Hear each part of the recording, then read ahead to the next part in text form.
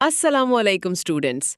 आज हम MGMT 627 का लेक्चर 1 स्टडी करेंगे और इस लेक्चर में मैनेजमेंट का बेसिक आइडिया समझेंगे। तो चलिए शुरू करते हैं। सिंपल वर्ड्स में मैनेजमेंट का मतलब है काम को सिर्फ खुद करके खत्म करना नहीं, बल्कि लोगों के साथ मिलकर और लोगों के थ्रू गोल्स अचीव करना।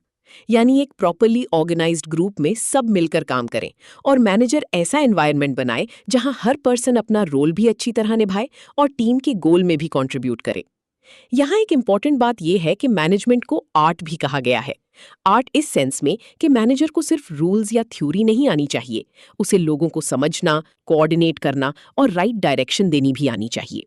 मैनेजमेंट को प्रोसेस के तौर पर देखें तो इसका मतलब होता है ऑर्गेनाइजेशन के रिसोर्सेज को यूज करके गोल्स अचीव करना।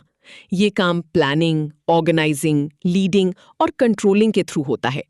और जब हम मैनेजमेंट एज पीपल कहते हैं तो उससे मुराद वो ग्रुप होता है जो ये सारा मैनेजमेंट प्रोसेस परफॉर्म करता है। अब कुछ की कॉन्सेप्ट समझते हैं। प्रोजेक्ट ऑर्गेनाइजेशन का मतलब है लोग मिलकर काम करें और अपनी एक्टिविटीज कोऑर्डिनेट करें ताकि स्पेसिफिक गोल्स अचीव हो सकें। गोल का मतलब होता है वो फ्यूचर रिजल्ट जो ऑर्गेनाइजेशन पाना चाहती है। रिसोर्स का मतलब है ऑर्गेनाइजेशन के पास जो एसेट, स्किल, नॉलेज, प्रोसेस या कैपेसिटी हो। इसमें लोग भी आते हैं, इंफॉर्मेशन भी, मशीनरी भी, पैसा भी और रॉ मटेरियल भी।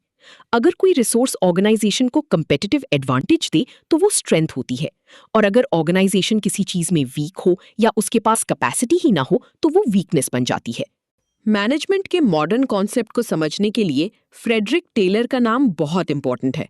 उन्हें साइंटिफिक मैनेजमेंट का फादर कहा जाता है।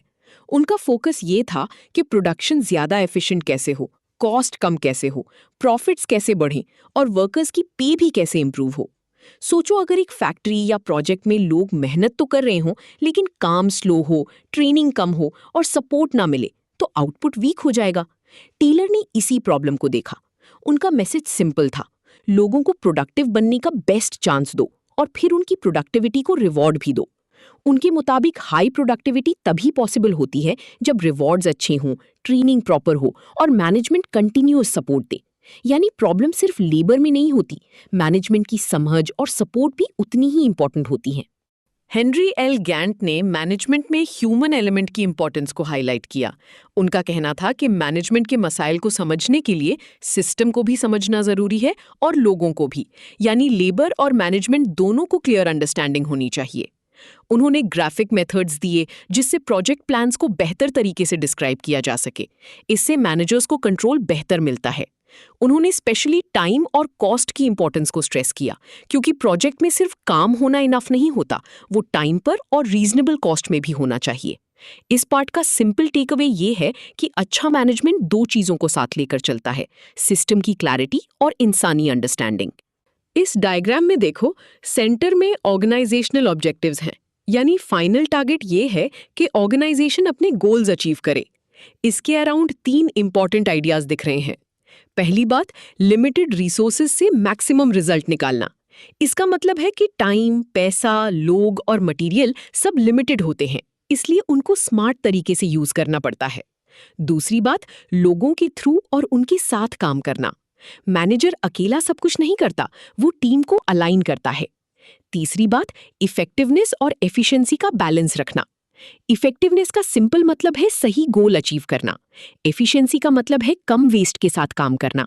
जब ये 3 चीजें मिलती हैं तब ऑर्गेनाइजेशन अपने ऑब्जेक्टिव्स तक पहुंचती हैं। प्लानिंग मैनेजमेंट का पहला बेसिक फंक्शन है। प्लानिंग का मतलब होता है ऑब्जेक्टिव सेट करना और फिर डिसाइड करना कि उन ऑब्जेक्टिव्स तक पहुंचने के लिए क्या करना है। यानी पहले डायरेक्शन क्लियर होती है, फिर एक्शन डिसाइड होता है। अगर गोल ही क्लियर ना हो तो टीम कंफ्यूज हो जाती है। इसीलिए मैनेजर्स हर लेवल पर प्लानिंग करते हैं। प्लानिंग ऑर्गेनाइजेशन को स्ट्रैटेजी देती है। स्ट्रैटेजी सिंपल वर्ड्स में वो ओवरऑल रास्ता होता है जो बताता है कि एक्सटर्नल एनवायरनमेंट और इंटरनल कैपेबिलिटीज को मैच करके आगे कैसे बढ़ना है।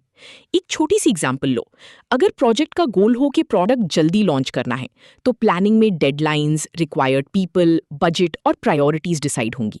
यानी प्लानिंग फ्यूचर को अंदाजा लगाकर प्रेजेंट में तैयारी करना है। ऑर्गेनाइजिंग का मतलब है टास्क्स असाइन करना, रिसोर्सेज एलोकेट करना और एक्टिविटीज को ऐसे अरेंज करना कि प्लान प्रैक्टिकल काम में बदल जाए। यानी किसने क्या करना है, कब करना है और किस रिसोर्स के साथ करना है, ये सब ऑर्गेनाइजिंग का हिस्सा है। लीडिंग उसके बाद आता है और ये बहुत ह्यूमन साइड वाला फंक्शन है। इसका मतलब है लोगों में इंथुजियाज्म पैदा करना, उनकी एफर्ट्स को डायरेक्शन देना और उन्हें गोल्स की तरफ मूव करवाना। सिर्फ ऑर्डर देना लीडिंग नहीं होता। लीडिंग में इन्फ्लुएंस, मोटिवेशन और इंटरपर्सनल डीलिंग बहुत इंपॉर्टेंट होती है। प्रोजेक्ट्स में अक्सर सबसे बड़े मसाइल मशीन से नहीं, लोगों से आते हैं। डिजायर्स, एटीट्यूड्स और बिहेवियर डिफरेंट होते हैं। इसीलिए एक इफेक्टिव प्रोजेक्ट मैनेजर को एक इफेक्टिव लीडर भी होना पड़ता है। लोग उन्हीं को फॉलो करते हैं जो उनकी नीड्स और विशेस को समझकर उन्हें रास्ता दिखाएं। कंट्रोलिंग का मतलब है परफॉर्मेंस को मेजर करना और जरूरी एक्शन लेना ताकि डिजायर्ड रिजल्ट मिल सके। यानी पहले स्टैंडर्ड सेट होता है, फिर एक्चुअल परफॉर्मेंस चेक होती है और अगर गैप हो तो करेक्शन की जाती है। इस प्रोसेस में 3 बेसिक चीजें होती हैं। परफॉर्मेंस स्टैंडर्ड सेट करो, फिर रेगुलरली असेस करो कि एक्चुअल काम उन स्टैंडर्ड्स के मुताबिक हो रहा है या नहीं, और अगर डिविएशन हो तो उसे करेक्ट करो। इस फ्लो डायग्राम को स्टेप बाय स्टेप समझते हैं। प्लानिंग बताती है क्या अचीव करना है, ऑर्गेनाइजिंग बताता है रिसोर्सेज और टास्क्स कैसे अरेंज होंगी, लीडिंग लोगों को इंस्पायर करता है कि वो हाई परफॉर्मेंस दें, कंट्रोलिंग फिर चेक करता है कि रिजल्ट डिजायर्ड डायरेक्शन में जा रहा है या नहीं, और फिर ये साइकिल दोबारा प्लानिंग को इम्प्रूव करती है। यानी मैनेजमेंट एक वन टाइम एक्शन नहीं, एक कंटिन्यूअस साइकिल है। इस इमेज में ऑर्गेनाइजेशन के लेवल्स दिख रहे हैं। नीचे ऑपरेटिव्स होते हैं जो एक्चुअल डे टू डे काम करते हैं। उनके ऊपर फर्स्ट लाइन मैनेजर्स होते हैं जो डायरेक्टली ऑपरेशनल वर्क को सुपरवाइज करते हैं। फिर मिडिल मैनेजर्स आते हैं और सबसे ऊपर टॉप मैनेजर्स होते हैं जो ओवरऑल डायरेक्शन देखते हैं। ऑर्गेनाइजेशंस इसीलिए लेवल्स में अरेंज होती हैं ताकि सिनर्जी क्रिएट हो। सिनर्जी का सिंपल मतलब है कि जब सब मिलकर काम करें तो टोटल रिजल्ट अलग अलग काम करने से ज्यादा बेहतर निकले। अब इस मॉडल में देखो कि ऑर्गेनाइजेशन अकेली काम नहीं करती। इसके करीब कस्टमर्स, क्लाइंट्स, कंपेटिटर्स, सप्लायर्स और पार्टनर्स होते हैं। इसे नियर या ऑपरेटिंग एनवायरनमेंट कह सकते हैं। इसके बाहर मैक्रो या फार एनवायरनमेंट होता है जिसमें टेक्नोलॉजिकल, सोशल, इकोनॉमिक और पॉलिटिकल फैक्टर्स आते हैं। यानी ऑर्गेनाइजेशन को अपने अंदर भी स्ट्रांग होना है और बाहर के एनवायरनमेंट को भी समझना है। 20th सेंचुरी ऑर्गेनाइजेशन ज्यादा ब्यूरोक्रेटिक, मल्टी लेयर्ड और सेंट्रलाइज्ड होती थी। डिसीजन मेकिंग स्लो होती थी और सिस्टम्स का डेटा ज्यादा सीनियर एग्जीक्यूटिव्स तक लिमिटेड रहता था। कल्चर भी अंदर की तरफ फोकस्ड और रिस्क से बचने वाली होती है। 21st सेंचुरी ऑर्गेनाइजेशंस में पिक्चर काफी चेंज होती है। रूल्स कम, लेवल्स कम और एम्प्लॉयज से ज्यादा रिस्पॉन्सिबिलिटी एक्सपेक्ट की जाती है। परफॉर्मेंस इंफॉर्मेशन वाइडर शेयर होती है, ट्रेनिंग ज्यादा लोगों को मिलती है और कल्चर ज्यादा ओपन, फास्टर और रिस्क टॉलरेंट होती है। ये चार्ट क्लियरली शो करता है कि technological change, international economic integration, developed countries में मार्केट मैच्योरेशन और पॉलिटिकल इकोनॉमिक चेंजेस मिलकर मार्केट्स और कंपटीशन को ग्लोबल बना रहे हैं। इस ग्लोबलाइजेशन से अपॉर्चुनिटीज भी बढ़ती हैं, जैसे बिगर मार्केट्स और फ्यूअर बैरियर्स, लेकिन हैजर्ड्स भी बढ़ते हैं, जैसे मोर कंपटीशन और इंक्रीज्ड स्पीड। इसी वजह से ऑर्गेनाइजेशंस को लार्ज स्केल चेंजेस लाने पड़ते हैं, जैसे reengineering, restructuring, quality programmes, mergers and acquisitions, strategic changes और कल्चरल चेंजेस। और आखिर में पैराडाइम शिफ्ट का आइडिया आता है, जहां सोसाइटी इंडस्ट्रियल से इंफॉर्मेशन बेस्ड होती है, शॉर्ट टर्म से लॉन्ग टर्म सोच की तरफ जाती है और सेंट्रलाइजेशन से डिसेंट्रलाइजेशन की तरफ मूव करती है।